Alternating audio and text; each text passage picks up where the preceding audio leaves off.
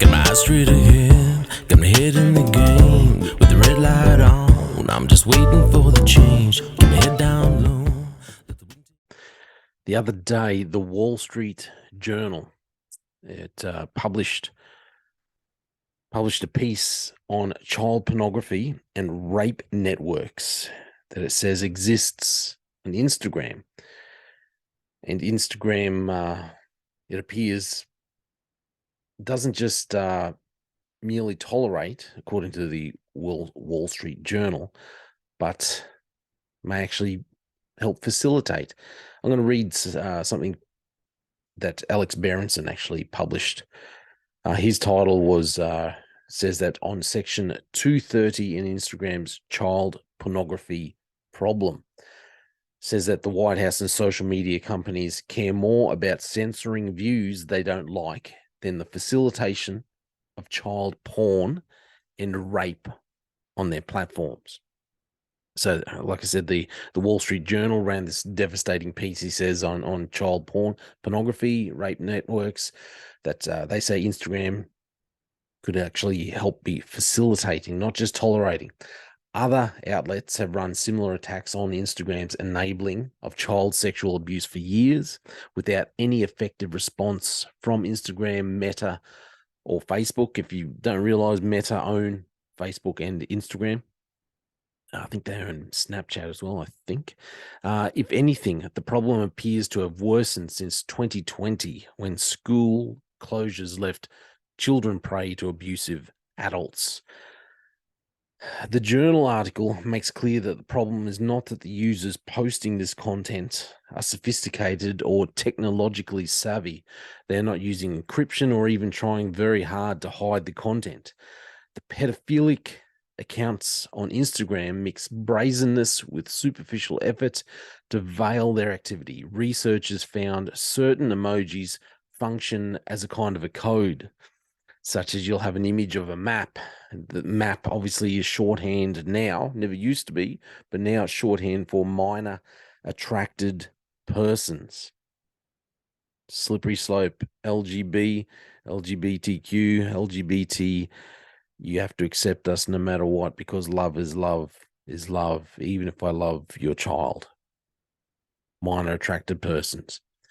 Another emoji they use is a cheese pizza, apparently, because obviously the initials cheese pizza is shared with child pornography, CP. You see an emoji of a cheese pizza and you're going to be wondering, what is it hiding? So the users don't try harder to hide what they're doing because they can't. They're chasing new buyers and users. Instagram's virtue for them is that it is wide open. So as Alex Berenson asked, why aren't they trying harder? Why isn't Instagram trying harder? So assuming the answer is not that Meta and Instagram are run by a pedophile cabal, and you got to ask yourself, after some of the things that we have seen over the last couple of months with what's that company, the one that Kim Kardashian was so heavily involved in, what have we just seen with Target using employing a Satanist, an out and out Satan worshiper, to help design clothing with satanic pictures on the front, and advertising that for children, for the trans movement, sold in Target for children. But no, okay, let's all assume the answer is not that Meta and Instagram, not that these big companies could be run by a pedophile cabal. Let's all hope that's not the answer. But as we've seen lately, anything's possible, isn't it? So anyway, getting back to it, why don't they do anything more? The reason is that they don't have to. So obviously they just deal with the bad press that they get for a day or two, and then it all vanishes.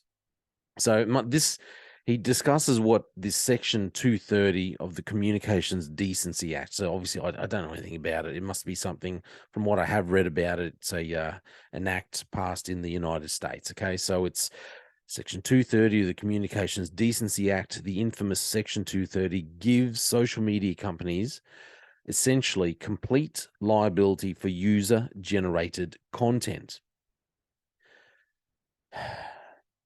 Even so, they also have a 2018 law called the Fight Online Sex Trafficking Act, which, as its name implies, is meant to increase the legal liability companies faced, has hardly pierced 230's legal veil. So last year, the federal Ninth Circuit dismissed a claim from women who said the bulletin board site Reddit had allowed images of them being abused as minors. And on May 30, the Supreme Court declined to hear the case, again refusing to set any limits on Section 230 and the protection it gives the companies.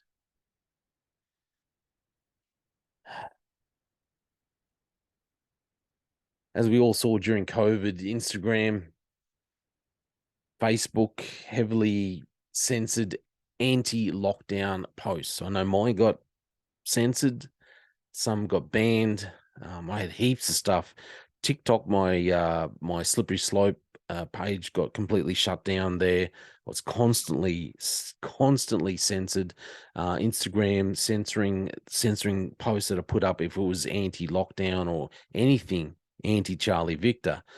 Anything that might suggest the lab leak theory, knocked on the head. Some Okay, yeah. Well, he says up until May 2021, anything to do with the lab leak theory, completely banned. But I thought mine were even past that.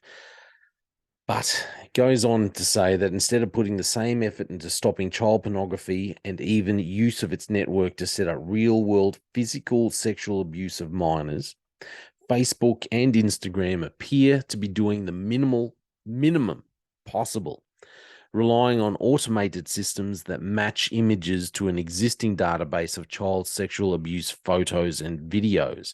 Facebook may have concluded that using human moderators to examine images and hashtags would expose them to legal liability for pornography.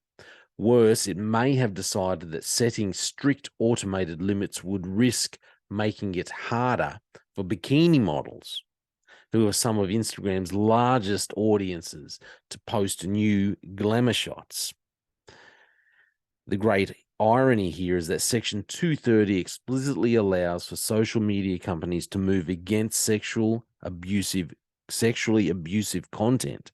Its Section C2 allows for bans of obscene material in good faith. But the companies would rather rely on the broader protections than federal Ninth Circuit and other courts have said the law's Section C1 gives them. Courts interpret 230 as allowing the companies both to censor content and users whenever they like and avoid any liability for the content they do allow. They avoid it. They have the best of both worlds and they use it. At this point, unless the Supreme Court restricts Section 230, it now seems that only boycotts and possibly legal and congressional investigations of top executives will cause Meta and Instagram to tighten their rules against pedophiles. I'll go back to how this all starts at the top of the story. Says the White House and social media companies care more about censoring views they don't like than the facilitation of child porn and rape on their platforms. If you look at some of the people that the White House have employed over the last couple of years, we had the cross-dressing trans man, woman, whatever he wants to call himself, who like to steal suitcases. We have the other trans person who's the head of, can't even remember what the head, I think the last name's Levine. Dylan Mulvaney meets the president in the White House. All these things are accepted, are embraced by the White House. Social media embraces the trans movement and completely denies that any of these companies would constantly denies that the trans movement is helping to facilitate the grooming of young children. Constantly denies it. We see all these large companies who it seems like they would rather lose money than they would rather lose money and pander to the LGBT trans community than do the right thing. It doesn't bother them. It seems like it doesn't bother them as long as they are pushing the narrative that the trans community to be embraced, to be loved. There's nothing wrong with it. We constantly see ties to satanic worship constantly. More and more, we see ties to child pornography rings, and yet these large companies still deny it. They would rather censor open and free speech when it comes to things like the Charlie Victor, but they would, there's no way they would not support the trans movement and the grooming, the open grooming of children. As I said, White House, social media companies, not just them, also not just social media companies, a lot of other global companies care more about censoring views they don't like than the facilitation of child pornography and rape. I would encourage you to read the Wall Street Journal piece for yourself, see what it says. And I think what Alex Berenson says at the end, maybe something like a complete boycott of companies is the only thing that we can do. Maybe. That's my opinion. Please let me know what you think. Let me know what you know. Write in your comments. In the comments. That's my opinion.